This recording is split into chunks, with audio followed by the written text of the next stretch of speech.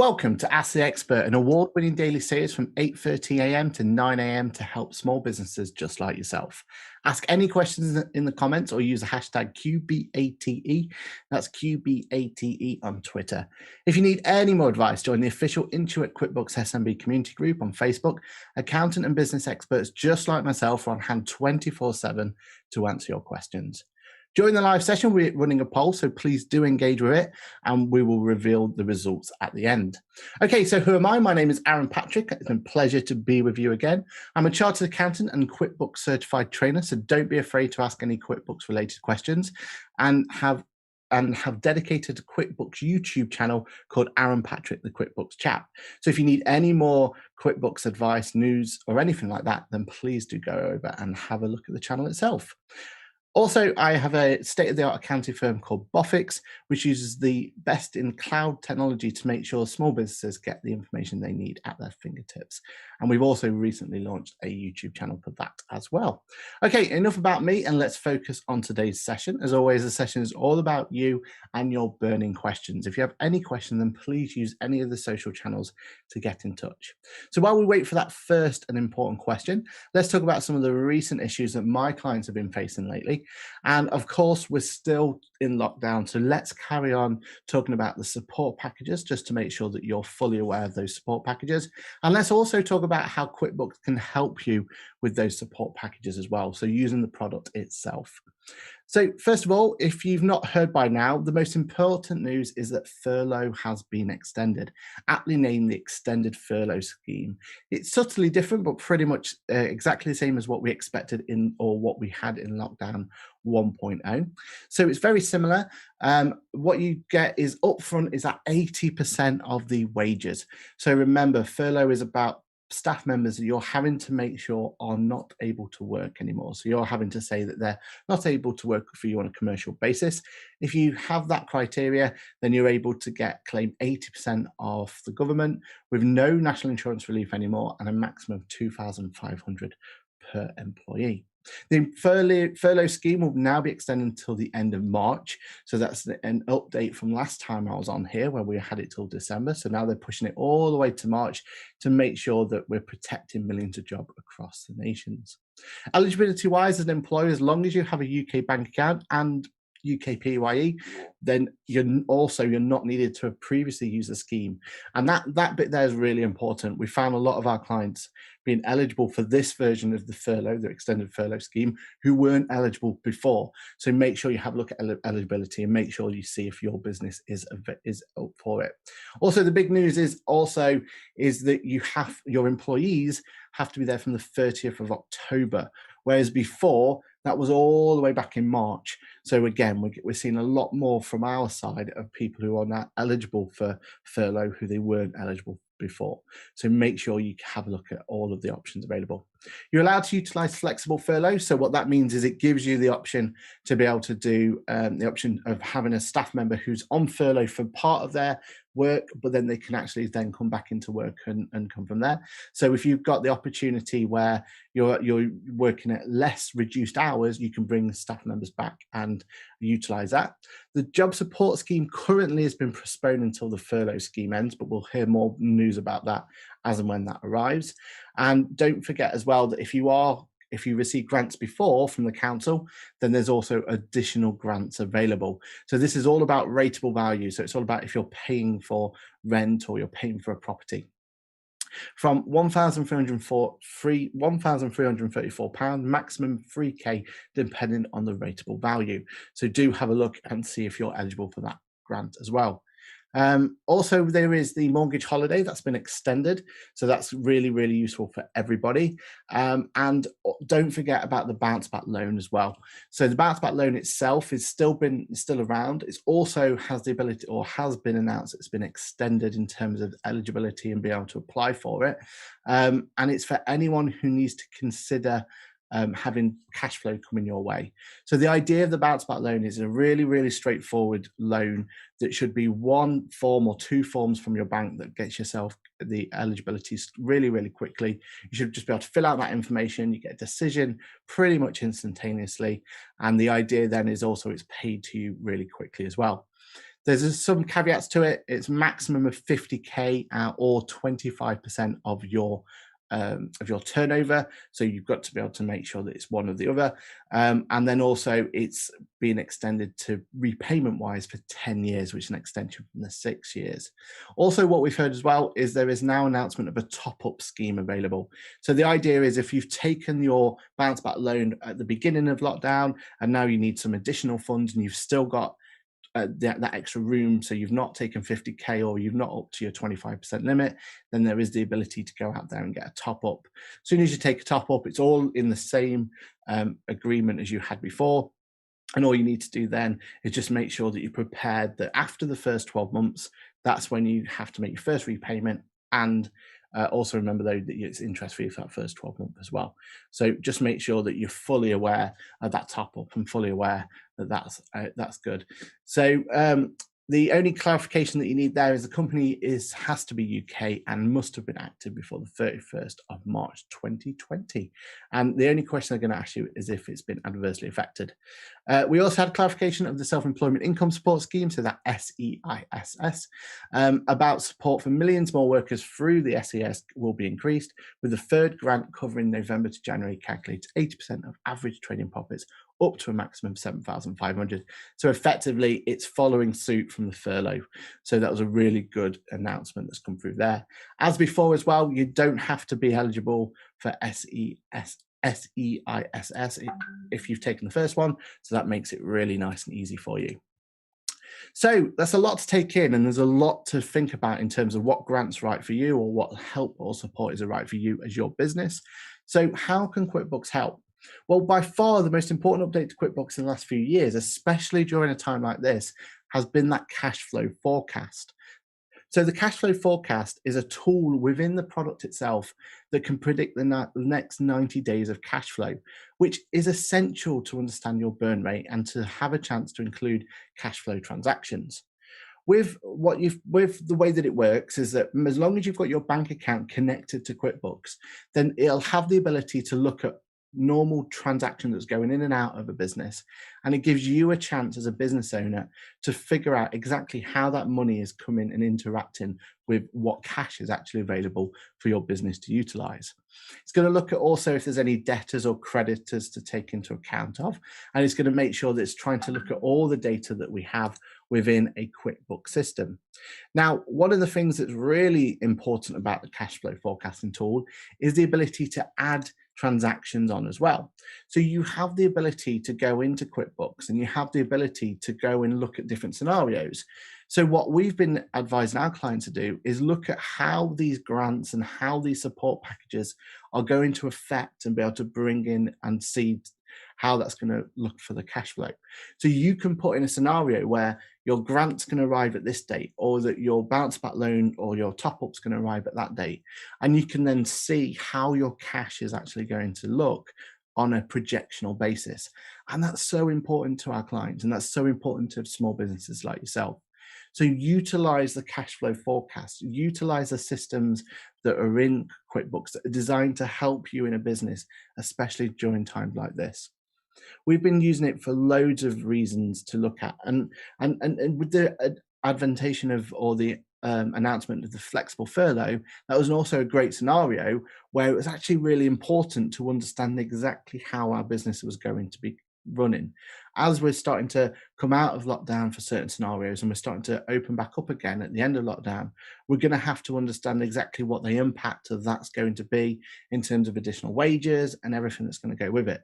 So utilize those tools in QuickBooks and you'll find it'll be really, really beneficial to you. Also announced in QuickBooks in the last couple of months as well was the ability for you to look at your estimates for tax as well for self-employed. So during times like this where we really need to understand exactly what our payments and accounts are going to be, and we're going to have to understand what we need to possibly pay on 31st of January, having that ability to estimation for tax is just one less thing for you to worry about as a small business owner. So they're my two top new enhancements to QuickBooks that have really come into QuickBooks to help small businesses just like yourself to be able to get through times like this. So make sure you have a look at that cash flow forecast. And if you are self-employed, have a look at that small update where we get to look at your self-employed estimates as well. I really do urge people to look at those too. I think it's going to be really useful. So let's look at the most important part of today, which is all about your wonderful questions. Don't forget, if you'd like your questions answers live on air, then feel free to ask any questions in the comments or use that hashtag QBATE on Twitter. So our first questions have come from Facebook Live, and we've got Val Gillingham asking the following. Working solely for eBay, I'm a sole trader who has managed quite well using spreadsheet until managed payments came along. Now I have a major headache keeping up with all, but I would still want to keep control of myself. I just want the software. I just want the software, but want to get the correct one that fits my needs. Is the desktop version still available? Great question here, Val. So just to kind of give some indication exactly what's going on here, eBay itself, which is a popular selling platform for a lot of small businesses out there, has actually changed the way that they interact and they take on payments. So when you first remember eBay, or if you've ever interacted with eBay yourself, you'll know it used to be all driven by PayPal. So it was all about having a PayPal account and having the money coming through PayPal. And actually, it was quite simple for businesses then. They just utilized their PayPal, and then they looked at their statements, and they were able to make sure that their income was done correctly. Now we've moved to what's called eBay managed payments, which is essentially basically eBay taking back control of their income system, and they've built their own way of being able to deal with income.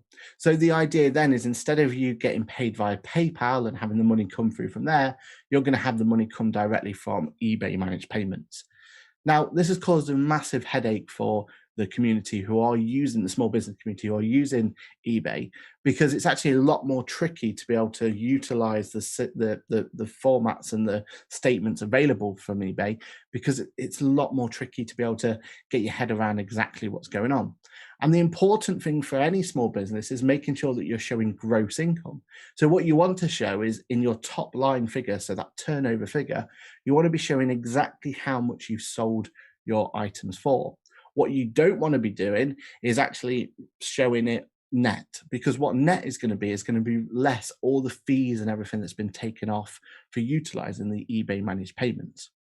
So doesn't matter what software you use, or doesn't matter if you use Excel or anything like that, you're going to have to make an adjustment if you only account for what actually comes into your bank account. You're going to have to adjust for the fact that you've also had fees and everything else that's been taken off that initial figure. So what I urge you to do is look at software that's going to make your life easier.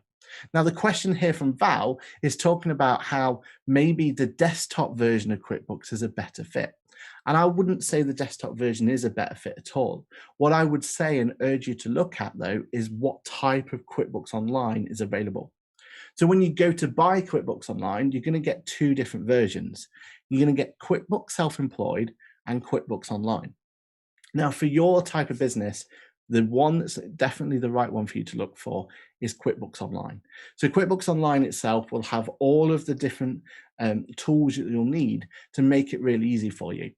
So eBay Managed Payments is actually one of the ones where there's an app in the App Store that you can actually connect directly to it. Now, I know this involves more fees, but the amount of time that you can save can drastically help you making sure that's right. If you don't want to pay the fees, though, don't worry about it, because what you'll find is, if you look at my YouTube channel, I did a YouTube video exactly on this topic, where we talked about how managed payments can be brought into QuickBooks. And I even give away a free template so that you can actually take eBay managed payments directly from eBay itself. It converts it all for you, and then you can just import it into QuickBooks Online. But I do urge you to have a look at QuickBooks Online itself and have a look at getting yourself signed up. There's a trial, so you can make sure you do it risk-free, but I would keep away from desktop solutions and Excel and everything else that comes with it, because remember, in a couple of years' time, we're going to be forced into what's called making tax digital, which means your software is going to have some form of ability to be able to file whatever returns HMRC are going to ask us to do when they reform the tax system that's going to be due around about April 2023.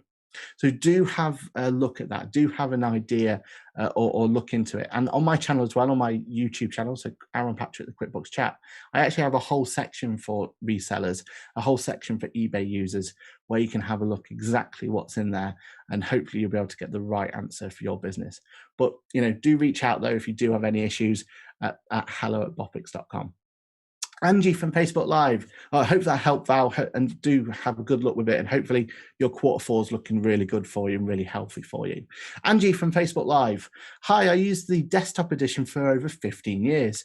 Tried the QuickBooks Online, and although I'm forced to use it now for payroll, I continue to use desktop for everything else. I just don't like the online version. I think it's clearly geared to non-bookkeepers. I was hoping to be able to use the enterprise version, but you've stopped that too. Do you plan to have a desktop-like version online? That is a great question there, Angie. So just to clarify exactly what this question is talking about. So QuickBooks Online is a relatively new product, although it's been around for a good 5 or so years ago. But prior to that, it was all about the desktop version. And the desktop version is where a lot of Intuit users have come from, and they've had the option to migrate to QuickBooks Online. Now, I completely agree in your statement there that the QuickBooks Online is designed for an end user. It's not designed, or it's not been built, should I say, from the ground up for bookkeeping in terms of the terminology and the way that it acts and everything else. But I will stress though that pretty much everything from a feature parity point of view, QuickBooks Online versus QuickBooks Desktop, they're pretty much identical now, with only a few bit of stock issues there that still haven't migrated over from the old or from QuickBooks Desktop. What I would say though, there is going to be, or in the Americas, should I say, there is an advanced version of QuickBooks Online, which is designed to be a more encompassing version of QuickBooks Online. And there is still news about, or there's the opportunity for that to come over to the UK at some point. So there are definitely discussions and definitely opportunities to be able to bring bigger versions of QuickBooks over. Now, I don't think that exactly is what you're after, because all the opportunity of the advanced version is just to give you more features and give you more options and basically make it so it's running for a bigger organization. But what I would say is that the advantages of using QuickBooks Online is all about kind of embracing that ecosystem, embracing the fact that there is not just the ability to add your bank account, but there is the ability to add other options as well. So there's a whole app store which is designed to save time. Now, I don't know what your business does just by that one question, but hopefully there is an opportunity there for you to be able to find a way to be able to utilize the fact that you can bring in all of those extra app store integrations and be able to make it so your business runs so much smoother than it has done previously. And I know, like for like, QuickBooks Desktop versus QuickBooks Online, it's not the same system, and there is a learning curve there. But what I promise you is you'll find that there are opportunities to be able to shortcut systems or ways you've been dealing with stuff in the past. And that should be able to be a way to be able to make it less of a painful transition for you from desktop to online. So I really do urge you to have a look and see the App Store, see if there's anything on there that's going to help you as your business, or at least emulate what you were expecting to see. With QuickBooks Online, you have that customization, you have that flexibility, you have that ability to look at the data and look at it in a different way. And what you'll find is there's the opportunity then to be able to look at bringing that in.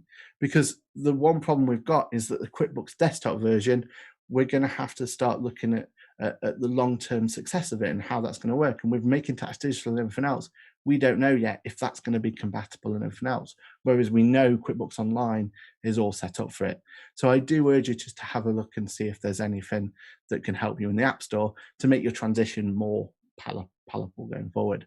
But I'm more than happy to have a conversation with that as well. So if you do want to have a look at hello@bofics.com, we can definitely talk about that in more detail, because it is something that is worthwhile. And as a trainer, as a certified trainer, we do a lot of training on QuickBooks Online. So maybe it's a way where we can try and make it more palatable for you that way.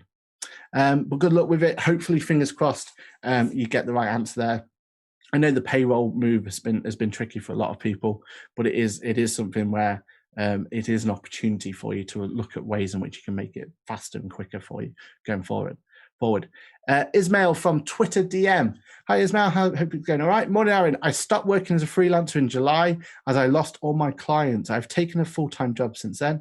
What changes do I need to make in my self-assessment?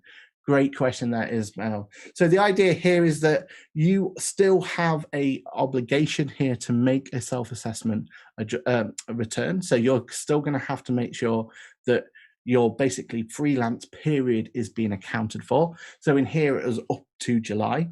So 31st of January is coming up. Now, hopefully you either finalized and filed that return, or you've got that return in place. Remember, that's for the previous tax year. So that's going to have no change whatsoever. The one you're interested in and your questions geared towards, though, is the next return. So after 31st of January is out of the way, and then we've got the 5th of April's finished as well, that's when you're going to have to look at the return. It's going to have this little bit of difference than what you're used to.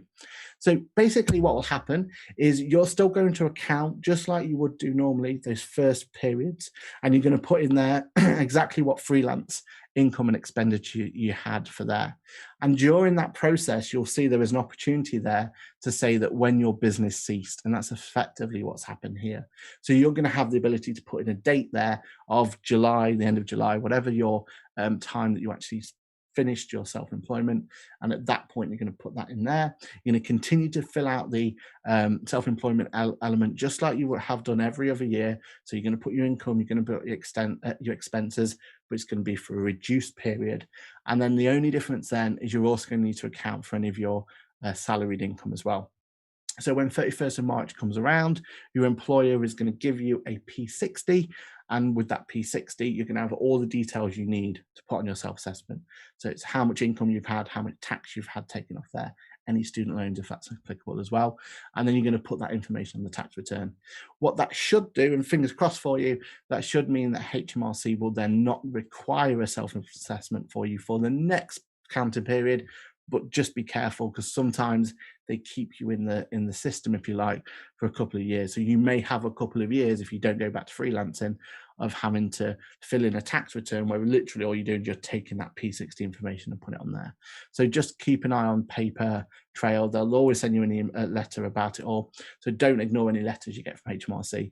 But yeah, this 31st of January, it's going to be exactly the same as normal. Next 31st of January, though, is going to be the one way it's different for you. You can have a bit of self-employed income to put on there, a bit of P60 information to put on there, and basically from a self-assessment point of view, you assess for the whole amount. So good luck with that one. Hopefully that works well for you. Alexis from Twitter DM asks, can you share some details on the local business grant fund scheme? What kind of business can apply? If I'm not wrong, there's a grant for 25k for businesses with less than 50 employees.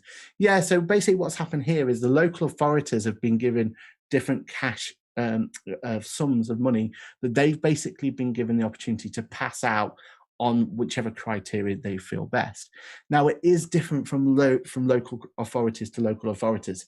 Some of them are using it exclusively for a certain sector. Some of them are passing it out to all small businesses that have been affected. It all depends on your local authority. The most important thing for you to do is have a look at your local council website or contact them directly and just ask them and see what's available.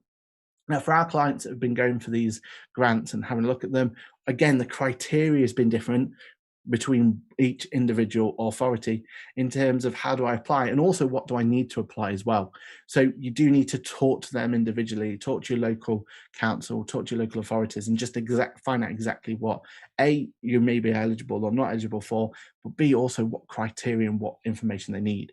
We've had clients, for example, who've needed cash flow projections. We've had clients who needed to prove that they have been adversely affected and things like that. So you need to work with your local authority to be able to support and get those grants. So good luck with it.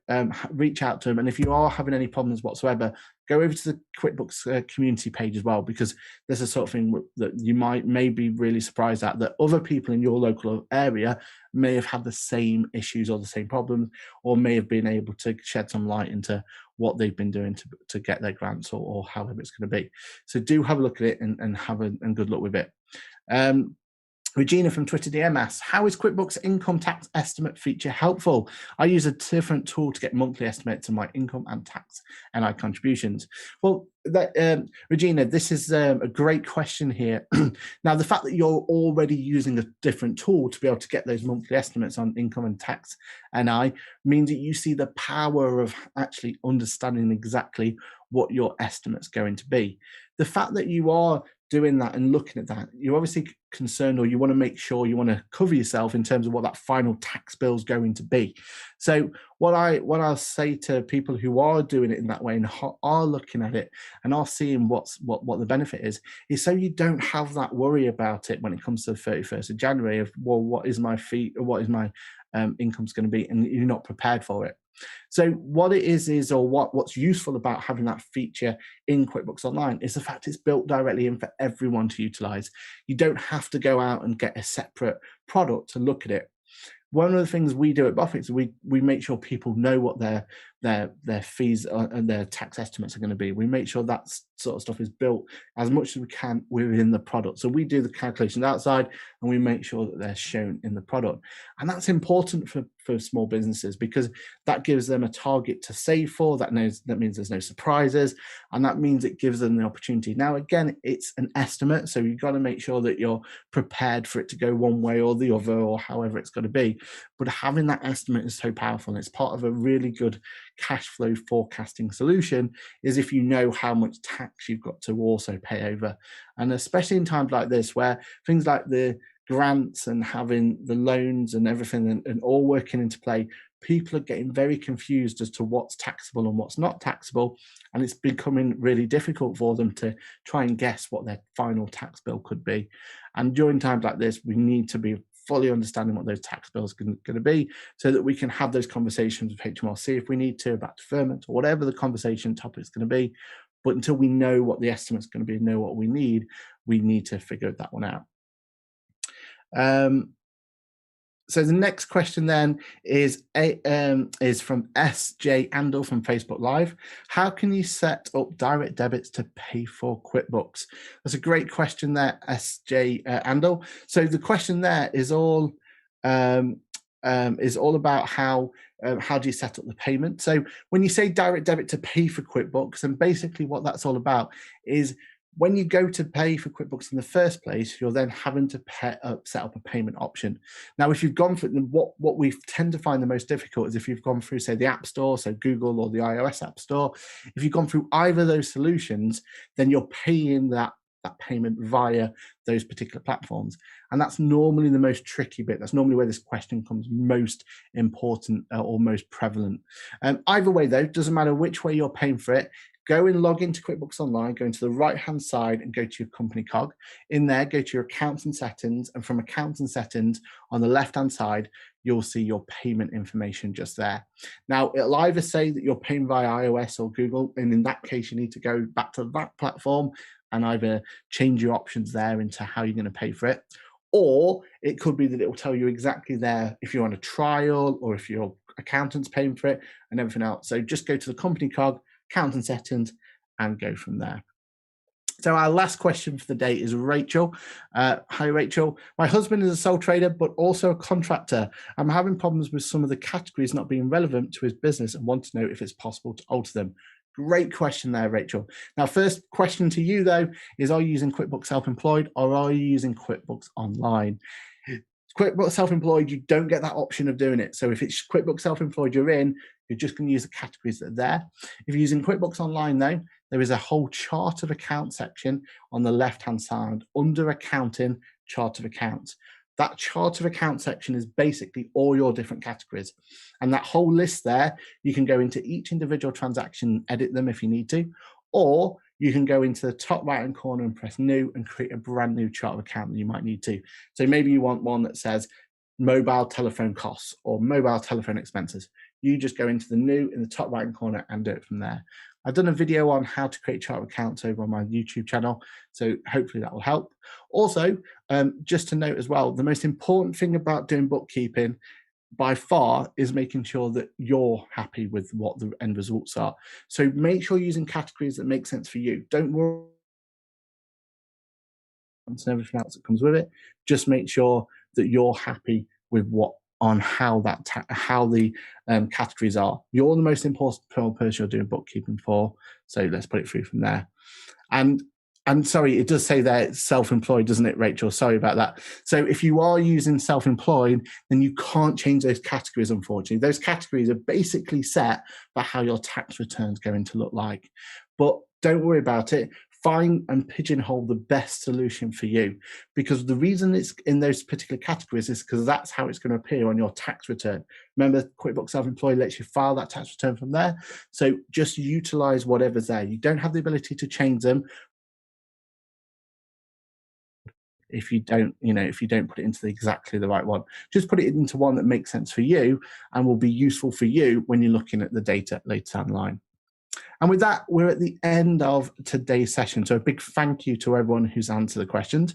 We had a poll result running while we were live. The poll results are in, and we asked, do you feel confident your business will thrive in 2021? Which is a very important question to us, Bofix, when we talk about how we want small business to survive and not to thrive.